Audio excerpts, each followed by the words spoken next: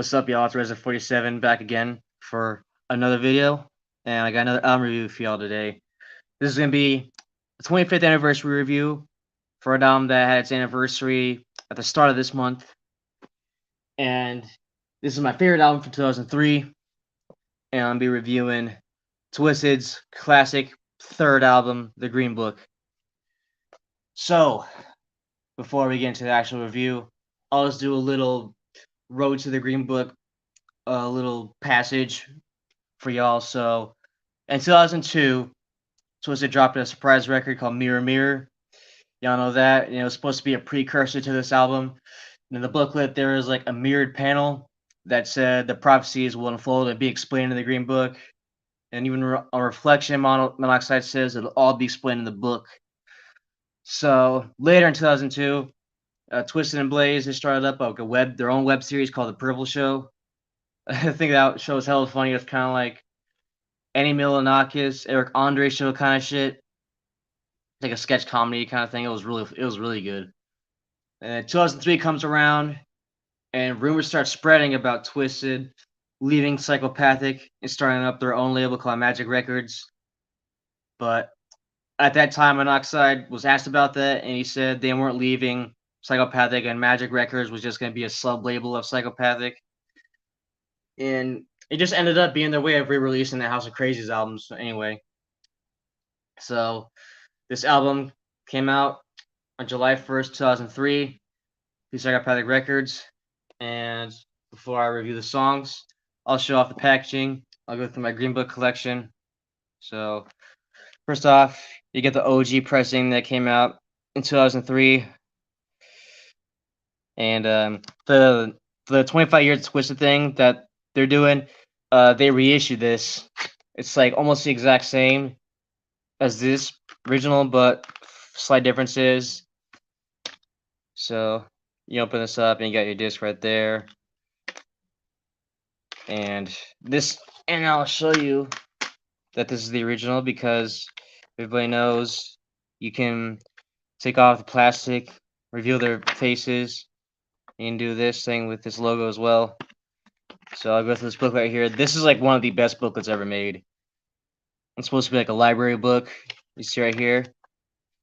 And then this is just like it's like an intro, like a thing telling you what the Green Book's supposed to be.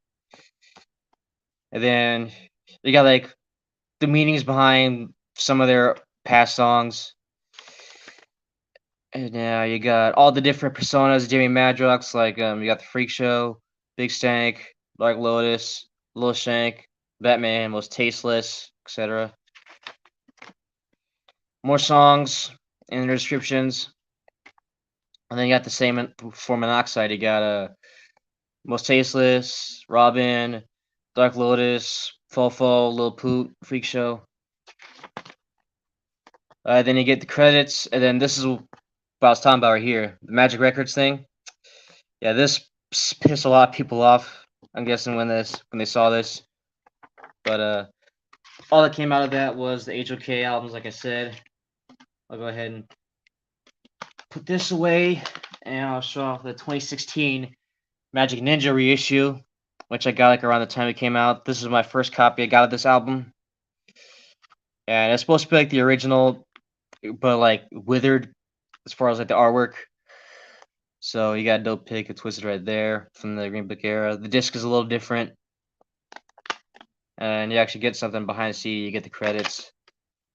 And then when open this up, I think I got like a little flyer I can show off too. Yeah. So you got an ad for the Continuous Evolution album, which fucking sucks. Then some other albums that came out. Shit from the label in 2016. My bad. Sorry about that.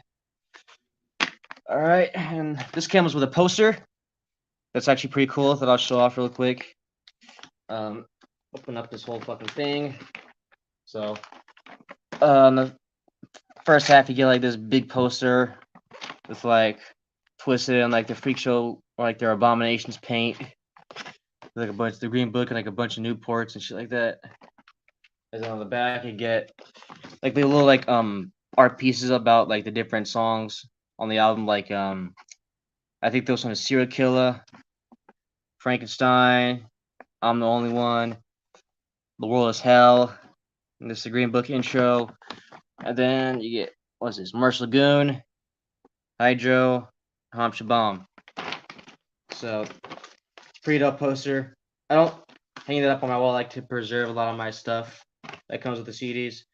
So, that's the OG and reissued. Now I'll show off the cassette that also came out in 2016. And for the 25 years of Twiztid, they also did a new cassette, but it's just like in a gold and like silver tape. And it comes in a regular case. This comes in a like a translucent green case, and the cassette itself is actually green as well. That's really fucking dope. I like that. And then this is all there is to this little insert. Nothing at all. So put these away and get to actually reviewing this album.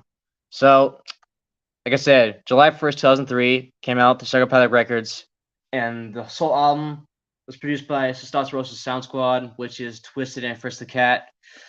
There's a couple different producers for a few other tracks that I'll mention, but 20 tracks in strength, an hour and 6 minutes in length. Let's get down with it. All right, so track 1 is The Green Book. It's an intro with Jamie Madrox telling the tale of what the Green Book is. It's basically like supposed to be a spinoff of Evil Dead 2. It's a dope intro, straight to the point, waste no time. And right after that is the first song on the album, On the Other End, and this was produced by Monoxide, actually. It's like a warm-up track in the same vein as the short title tracks that you get on the Joker's cards. Twiztid break out the gate telling the haters they don't give a fuck what they think because they put blood, sweat, and tears into their career. Jamie Madrox does what he does best on his verse. And then the chorus is just great. Now the other end of this microphone, it's the problems of a man whose mind is fucked up, insane. Monoxide's verse is my favorite on this one. He says, you never had a clue that you were fucking with a time bomb. That's embedded in my memory. I've always, I don't know why, but that just always sticks with me, the way he says that line. And then the chorus they do at the end I also love. And it connects seamlessly into the third track, White Trash with Tattoos. This is one of my favorite Twiztid songs of all time, and it's a highlight on the Green Book. This one just takes me back to the best time of my fucking life. Monoxide goes in first. We keep it darker than a vampire. With your body in my trunk with my pumps and the spare tire. And my 1OX IDE with a disaster strikes it looks just like me. And then the chorus, everyone knows that shit. All doing, all seeing, all knowing, chainsaw, baseball bat, and axe holding. East side, white trash with tattoos. This is how the fuck we live. This is what the fuck we do. Madrox kills it. He's like, I'm the walker of dimension that's in search of inner peace. And then on the last verse, Jamie and Paul split 8 bars. This is a fucking classic. The nostalgia this song brings is just out of here. And there's also a short remix of this song on the Cryptic Collection 3. It's called Trash Witro. So if I might have that in the description if I remember to do it. But White Trash with Tattoos, I fucking love this song. And then after that, we get the big song on the album everybody knows, Afraid of Me, also produced by Monoxide. It's a Twiztid classic. Leading up to this album, Twiztid said that they were going to start rapping from the perspective of themselves, because with the other albums, they were rapping from the point of views of the Juggalos. And when they say they're rapping about themselves, this song here is just patient zero with that. Monoxide starts it off talking about feeling finally accepted by Juggalos and how he wants them to follow Twiztid's story forever. Jamie Madrox takes the second verse discussing his battles with his inner demons and mental abuse, which he says, I am my own worst enemy. I'm not the smartest motherfucker and shit I don't pretend to be. And why I am the why I am is not a mystery. My mind's not in proper working order or in therapy. I felt that shit, man. On the second verse, I take it about him being able to unable to deal with like his anxiety or something like that. But Madrox's final verse and the song hits home so hard. I took a look at myself and came to grips with what I found. It was the vision of a child disturbed and broke down. No soul, no heart, because I gave it away. No time for feeling sorry, I'll grieve another day. That's so relatable. Like being fucked up from how the world treats him and feeling like a lesser version of himself. That's how I listen to that as. All my own interpretations. This is one of the best songs Twiztid ever did. This is how great songwriting is done. And now we get track 5, Wondering Why, produced by Mikey Clark. Another one of my favorites on the album. Probably really surprising to see MEC credited on the album in 03 because he was away doing Project Deadman with Prozac. I like Mad Jock's cryptic spoken word intro where he's like, deep down and the depression is a cycle that comes back around. I think something like that. He kills his verse. And Monoxide goes off about police brutality, making him anxious around cops. This part right here is one of the dopest things I've ever fucking heard. To protect and to serve are the words you should heed, and if you don't, we're gonna watch you bleed. Oh my god, I love that. Paulie does another verse about his bitch fucking his boy. Madrox talks to people dissing him, and Monoxide handles the last verse again. I love that chorus. Again, it's just one of those things that's in my memory forever. This song is just really, really dope. Mike Clark's production is so good, and there's a lot going on with it. And now track 6 is Call Me. It's just a skit. Two guys on the phone plan meeting up, which falls out because they don't know how to call each other back, which is fucking stupid. I hate this shit. I always skip it. Should have been left off. All right, now we get On the Only One, featuring Shaggy 2 Dope. This right here I look about as about meeting a bitch, smashing it, only to find out she's a whore when you thought you were the only one. Mono meets her first, hits it, and then bails out once he finds out what she's up to. He kills it with this flow right here. She had me thinking I'm a straight up Mac, when in fact I'm just another who can hit it from the back and attack and attach to the track and leave a puddle of spat in the middle of a pivot ass crack. Killer. I love that. Too Dope. The second verse, he talks about having a hookup, calling the bitch's number, and Mono picks up. Madrox gets the last verse, which is my favorite. He like really gets in his feelings over this shit. The chorus is the highlight of the song. It's so catchy. I think it's one of the best hooks they made up to this point in their career. But no slut shaming over here. Just be loyal to whoever you're with. That's all I gotta say about this song. So I'm the only one. That's track 7. And now next up, Speculations, featuring E40, produced by Monoxide. Title explains itself. This shit's about bum fuck gossipers always talking shit. Monoxide kicks in with the first verse. How could I fake it? I'm a monster. Remember me, the weirdo with the axe from another galaxy. I keep a blender in my kitchen, filled to the rear with blood, and suspicions of me drinking it up. You know, and then he also ends the line with a blast away from all you haters. Hit me on my two-way. Going back to the two-way phone era, back when Nextel and Singular Wireless were in business. Madrox, he does what he does in his verse. And nothing against E40, but what the actual fuck is he saying in the song? I can't make out almost anything he says. But I know that's not how E40 raps all the time, but I'm just calling it how I see it. You know, no disrespect, but what the fuck, man? Anyways, dope song. And now at track 9, we get one of my favorites on the fucking album. The World is Hell remix featuring Esham. This will be in my top 5 songs at the end. It's always been a favorite of mine. The original, The World is Hell, came out in 2002 as an internet exclusive. I love that one too. It's a lot darker. I'll have that in the description as well. And with that 25 Years of Twiztid CD that they put out, it came with a bonus disc and actually has that song on there, so you can finally get it in full good quality. But man, what did Monoxide say on this first verse? I've been assembled and created, but all of the things you hate, I'm uncontrollable. But still, I get the last laugh. I got your president's head inside my garbage bag. Oh, I fucking love that. And then the chorus that on this song is really dope.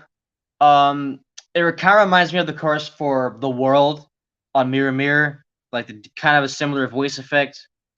Madrox kills his verse too. And Esham, he has my favorite verse at the end. He mentions different tragedies like 9/11, the Titanic, and just this one line where he's like, pistols popping up, bullets whistling, the music's twisted. The world is hell, 2 blocks away from where I sleep. Love this song, man. I fucking love it. The World is Hell. One of my all-time Green Book favorites. So good. Now at track 10, we get Nicotine. That's another personal favorite. This is just a short Monoxide solo track. Production on this one gives off a little bit of a Mirror Mirror vibe to me. Fritz even samples for those of you for the chorus. And, you know, it's just a menthol smoker's anthem. When I spit, it's so yellow and thick, it'll probably make you sick and want to throw up. Now hold on, baby, what you mean there ain't smoking in here? I'm about to blow up.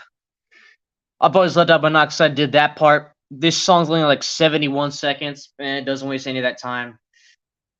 And now, Can't Get Back Into Things at track 11, You Don't Want to Be Like Me. Dope song to get back into the album. Maddox and Monoxide going back and forth for the entire song. Talk about all the different things they can do and shit. Madrox says, I can disappear in the air like a phantom in the night, and I can die if I'm exposed to excessive sunlight. I always love how when Madrox mentions how sunlight can kill him and just like that vampire shit. Like he says that on What the Fuck, he says that on Juggalo Family. Just that Nosferatu shit. Dope song. This had a lot of dope things in here too, but I can't fucking quote everything. I'll just be doing the whole song then. But You Don't Want to Be Like Me, great shit. And now we get Serial Killer featuring Tech 9. Twisted Serial Killer and Juggalo anthem. All about the tools serial killers use and what makes people love it. The flows and rhyme schemes on this song are A-class. Madrox fucking obliterates this shit, dude. And they say I'm sick, too sick. Well, how sick do you get when you see a chest without a butcher knife buried in it? Wait a minute, give me an ass. I want to smash a ribcage in half for every time you laugh on our behalf. Fuck. Fucking insane, dude. Like, these guys can really, really fucking rap. Like, just because they're associated with ICP and they paint their faces, that doesn't discredit them at all as far as rappers. Miles steps in and brings it too. Rusty blade at least 12 inches with the tip cracked off from stabbing too many bitches. I'm digging ditches with a mental mindset and you just nut up and get bitches within a dark place. I'll put your head into the head of my axe and pray to God I don't split you in half like train tracks. Mean fucking verse. Tech 9 went in on his verse too. He actually had like a full 16, but the other half got lost. I don't know how the fuck that happened. But a little Madrox comes in and, you know, it's like the Monoxide, he's doing like singing like in the background and shit. Ain't no being mad at me, they're saying even worth it. I said I was a serial killer, not perfect. Love this song. Serial Killer, it's one of the signature tracks on this album.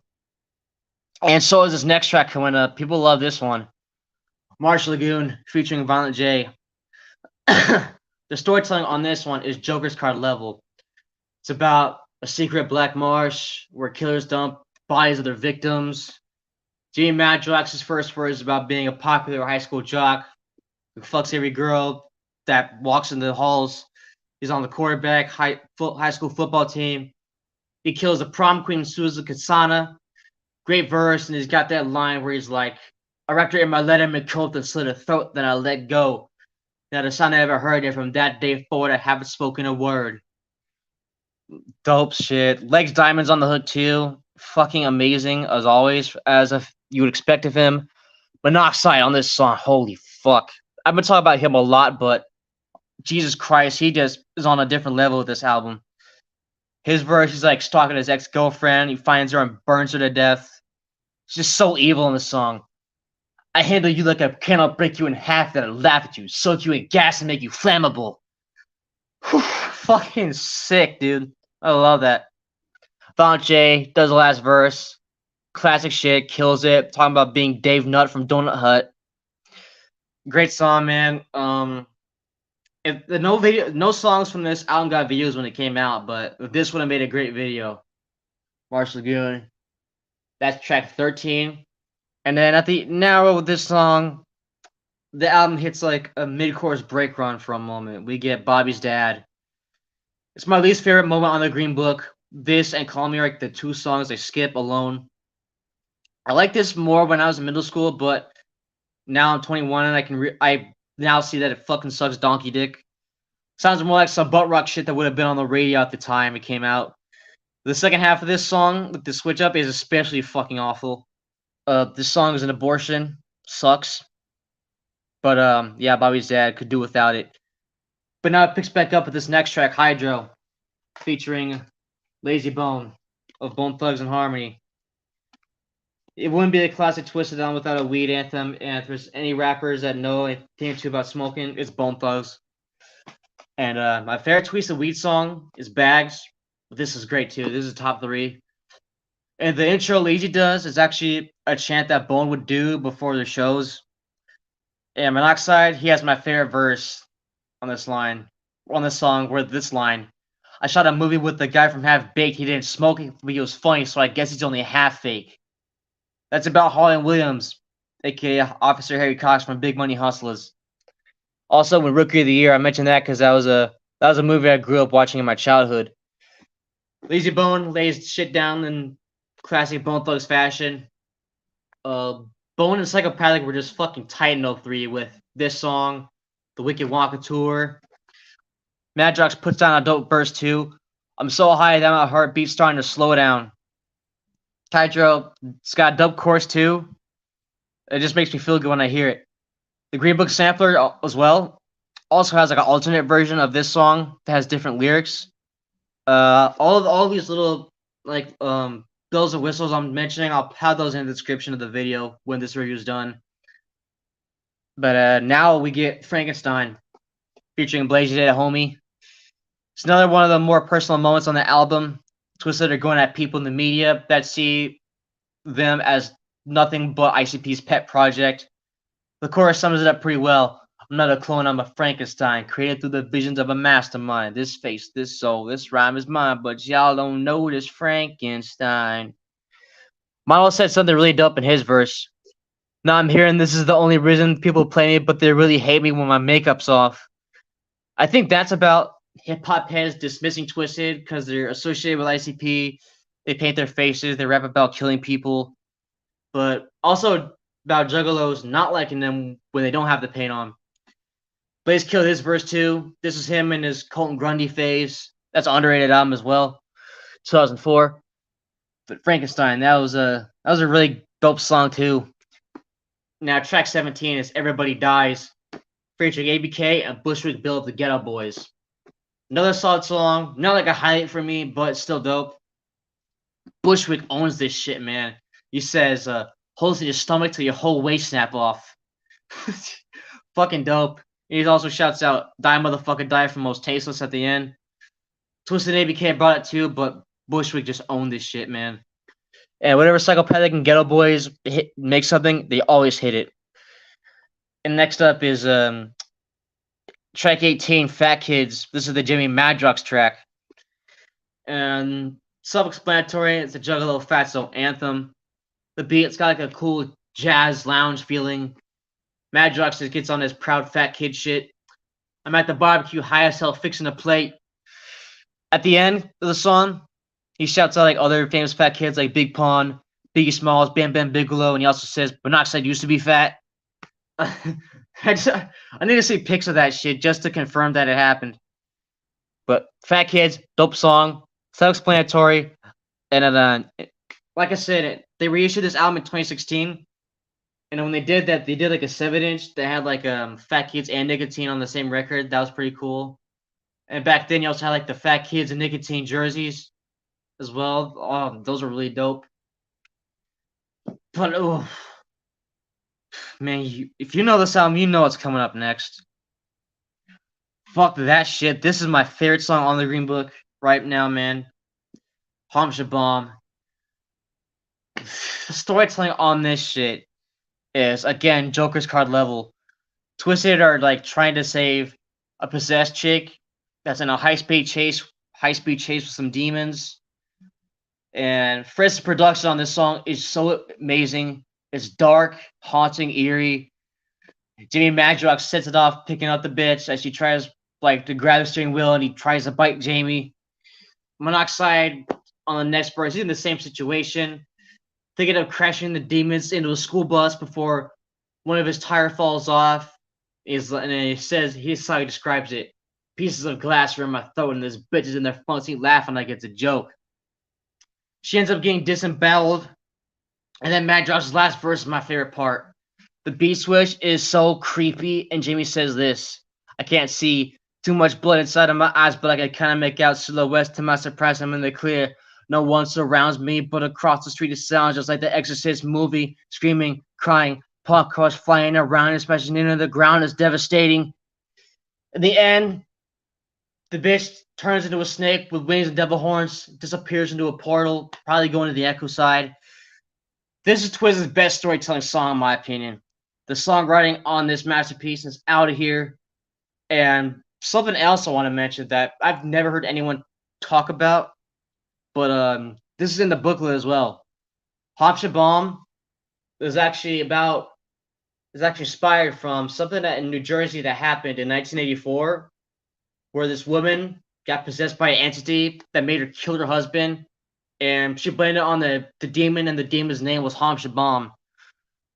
If I can find that article, because it's hard to find, if I can, I'll have that in the description because it's pretty interesting to read.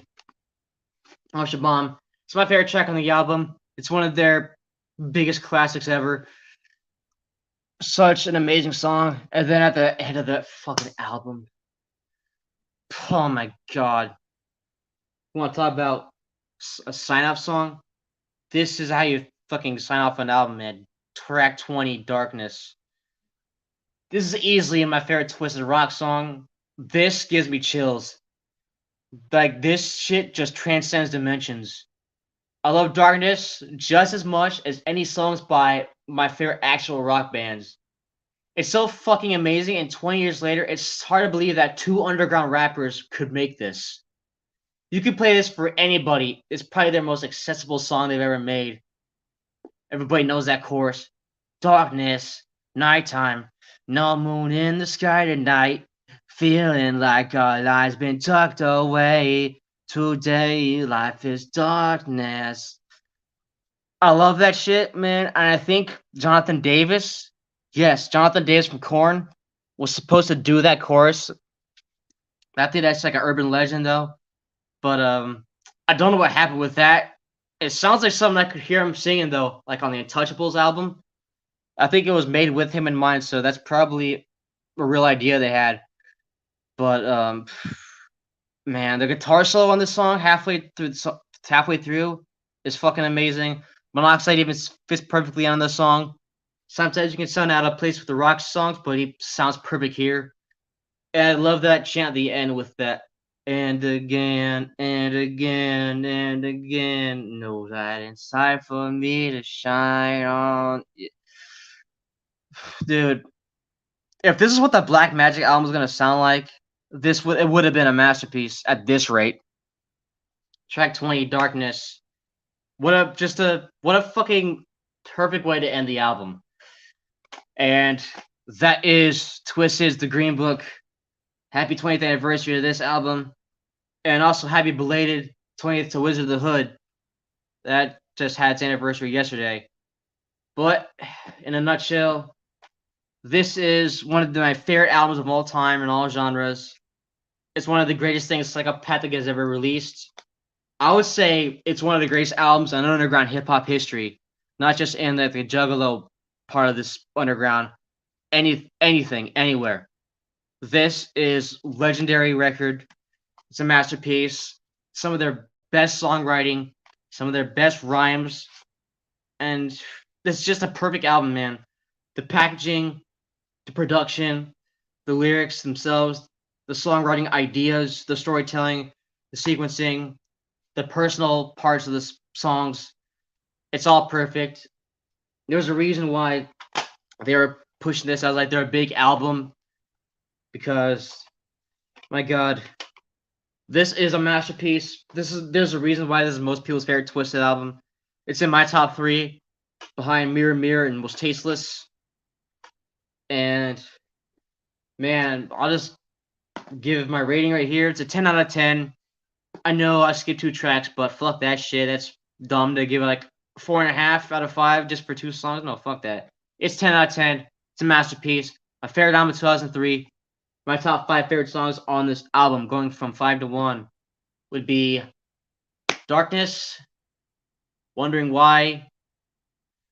Fuck. What's my number 3, man? The World is Hell, White Trash with Tattoos, and Ham Shabam. So that's my 20th anniversary review for the Green Book. Thanks y'all for listening. Make sure to like, comment what you thought of this album when it came out, your favorite songs are, etc. Share this shit, spread the word on this channel, and I'll see you on the next one. Resident over and out.